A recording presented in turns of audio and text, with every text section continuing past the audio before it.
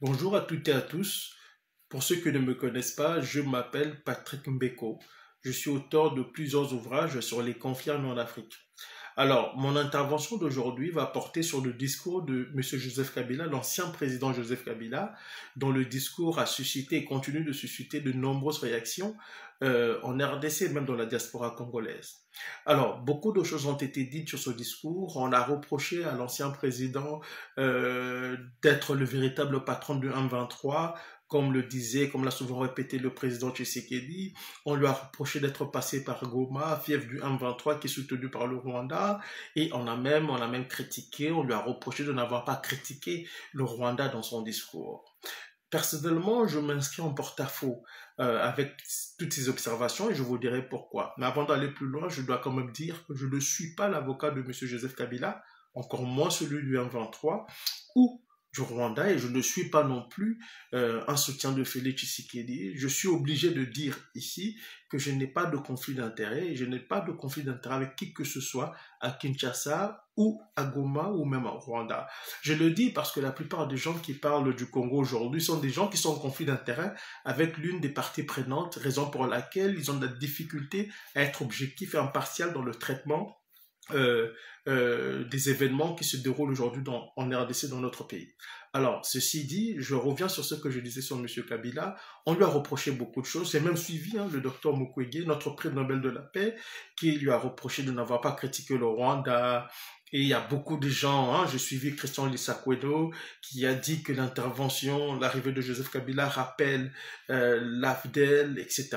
Je crois que beaucoup de gens n'ont pas bien compris le discours de Joseph Kabila. C'est un discours d'abord qu'il tient précisément de silence dans un contexte particulier qui est celui de la guerre qui est imposée à la RDC par le Rwanda à travers ses supplétifs du M23. Et Joseph Kabila veut apparaître ici comme l'homme de la situation face à un Félix Tshisekedi qui a perdu toute crédibilité et qui a de la difficulté aujourd'hui à diriger le pays, parce que c'est de ça dont il est question. Et Joseph Kabila vient ici, il veut se présenter comme l'alternative à un Félix Tshisekedi défaillant. C'est ça qu'il faut comprendre déjà.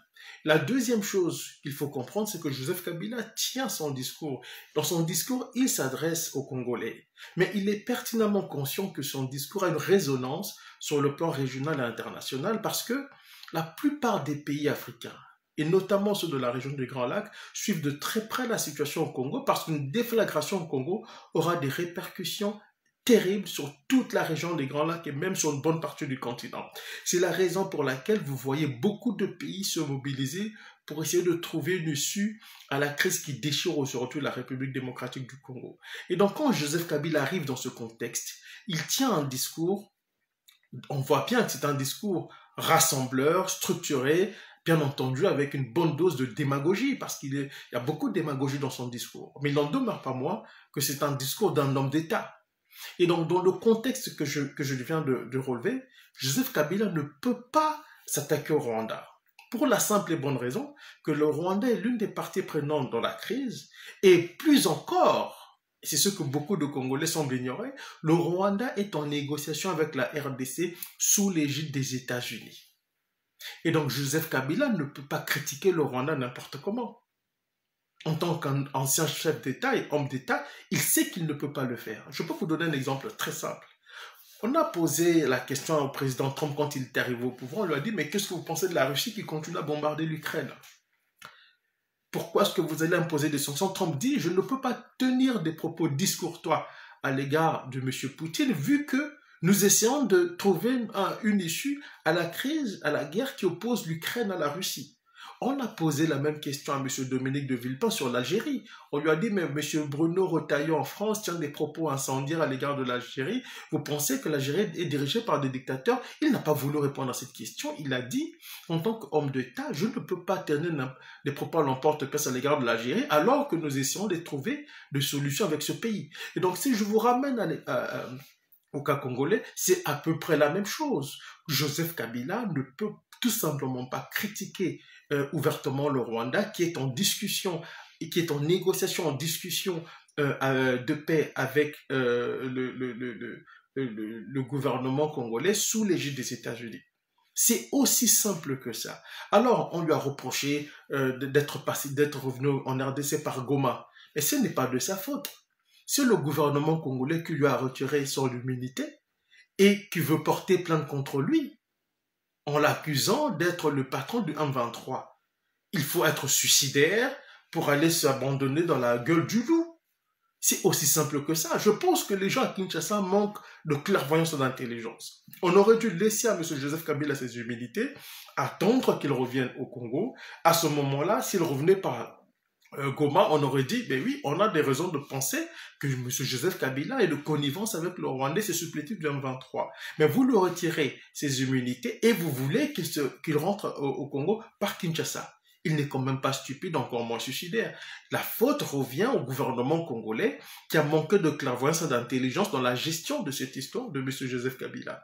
Et donc, je crois ici qu'il faut que le Congolais garde à l'esprit que la crise n'est pas appréciée de la même manière en RDC et puis dans la région et surtout aussi sur le plan international. Et ça, Joseph Kabila en est conscient. Au Congo, on a l'habitude de traiter les choses avec beaucoup de légèreté. Beaucoup de légèreté parce que ceux qu'on appelle journalistes au Congo, ce sont des gens, généralement pour ces jeunes journalistes, la plupart d'entre eux sont des gens qui vivent sur les mamelles du pouvoir qui est en place ou des gens qui les payent, soit de l'opposition, soit du pouvoir. Donc ils ne sont pas objectifs, ils ne savent pas c'est quoi l'impartialité, ils ne savent pas c'est quoi traiter l'information avec la plus grande rigueur. À Kinshasa, la plupart des journalistes ne savent pas ça, ne savent pas le faire. Ils se positionnent en fonction de ceux qui les payent. Top Congo, c'est un peu différent, mais pas trop différent non plus, parce que quand j'entends Christian Lusakoueno nous dire, par exemple, que oui, Joseph Kabila, ça rappelle l'Abdel, mais où était Christian Lusakoueno quand Félix Tshisekedi s'était rapproché de M. Kagame? Entre 2019 et 2020, entre 2019 et fin 2021, le Congo était très proche du Rwanda de Paul Kagame, et je dois rappeler que les hommes de Kagame, les troupes, l'armée rwandaise opéraient clandestinement à l'est du Congo avec la bénédiction de Félix Tshisekedi.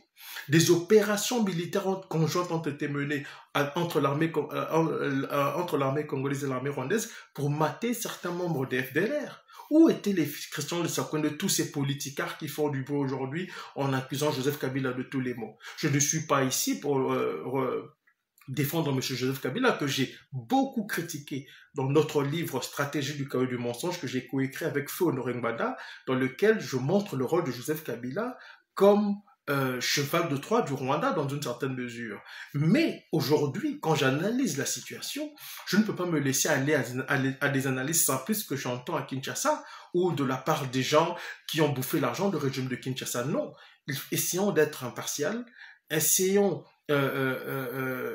d'être juste dans notre analyse de la situation. Le fait est que la situation actuelle découle des deals qui a été pris entre Félix Tshisekedi et Paul Kagame, deal qui n'a pas été respecté si on en comprend le gouvernement rwandais. C'est aussi de ça dont il est question.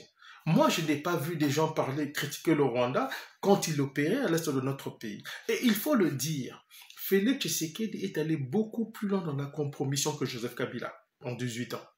C'est un fait. Et on peut le démontrer. Félix Tshisekedi a fait venir Kagame à Kinshasa au mépris des vies et des victimes congolaises. Il a même déclaré au Rwanda que les victimes congolaises étaient des victimes collatérales. Autrement dit, le Rwanda ne porte pas vraiment de responsabilité dans les massacres qui ont été perpétrés au pays entre 1996 et 2004 et par la suite. Ça, c'est Félix Tshisekedi qui a dit ça. Donc, on ne peut pas oublier, moi, je ne suis pas amnésique. Maintenant qu'il y a rupture entre Kagame et Félix Tshisekedi, on veut nous faire croire que le Rwanda, c'est l'ennemi abominable qu'il faut rejeter de tout. Oui, il faut rejeter le Rwanda. Mais entre-temps, il ne faut pas oublier la responsabilité ou les responsabilités qui sont celles des autorités congolaises actuelles, à commencer par M. Félix Tshisekedi. Et quand Joseph Kabila revient, lui, il ne revient pas pour prendre une position partisane. Il se présente comme l'homme de la situation, sachant très bien que son positionnement est scruté de près, aussi bien par les chefs d'État de la région que les pays occidentaux qui suivent de près ce qui se passe en RDC.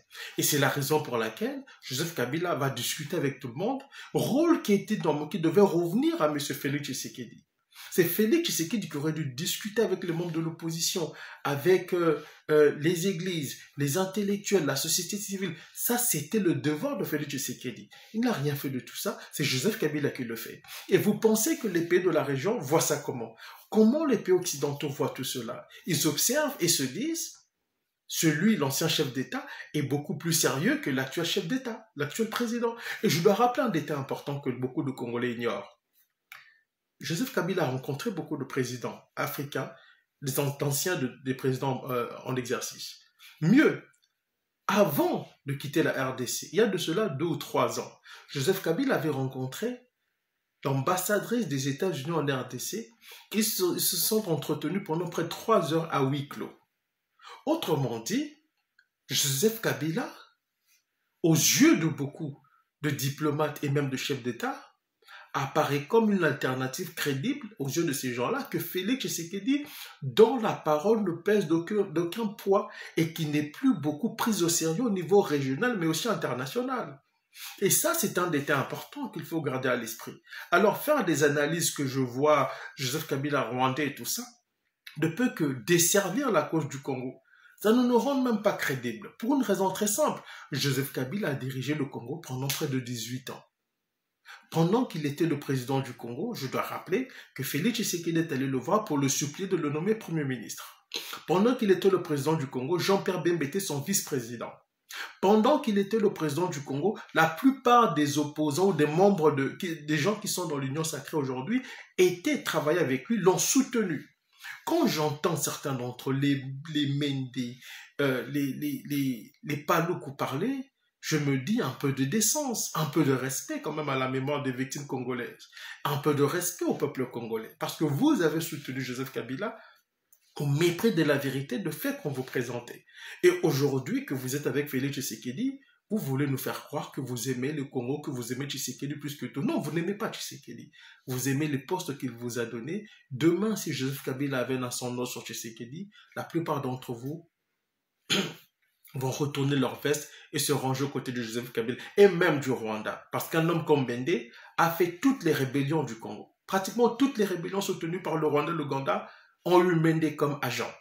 Donc, un tel personnage ne peut pas se dresser devant Kabila ou se mettre devant les Congolais, faire de leçons à qui que ce soit. Bende est un personnage ignoble qu'il faut jeter dans les poubelles de l'histoire quand même. Mais ces gens-là se tiennent devant nous et font du bruit parce qu'ils savent que le peuple congolais est amnésique. On peut lui raconter tout et n'importe quoi.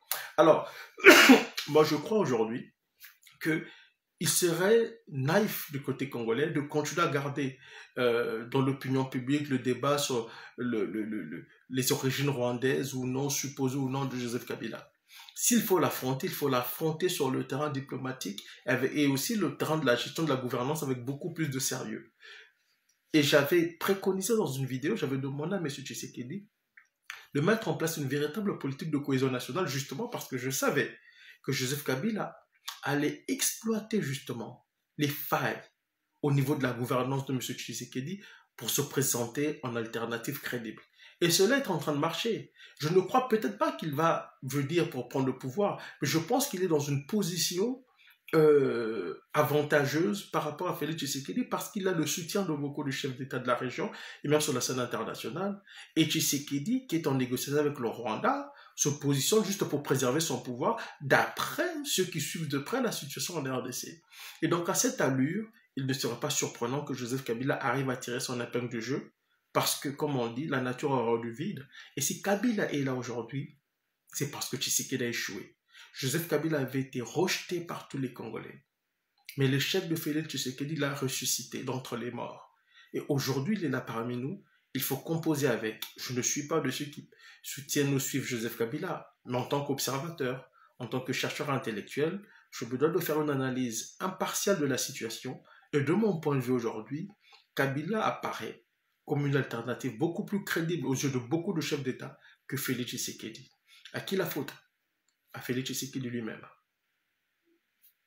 Voilà. Élu président de la République démocratique du Congo, je jure solennellement de respecter la Constitution et les lois de la République, de défendre son unité nationale et l'intégrité de son territoire. Dans les jours qui vont venir, vous allez avoir droit à la lecture du programme de gouvernement que nous allons vous lire. Et encore une fois, comme je viens de dire, ensemble, nous nous mettrons à réaliser tous les points figurant dans ce programme. Au nom de Dieu devant lequel je viens de prêter serment, je vous remercie encore une fois pour la confiance que vous venez de me faire et je déclare close la cérémonie de prestation de serment de ce jour. Je vous remercie.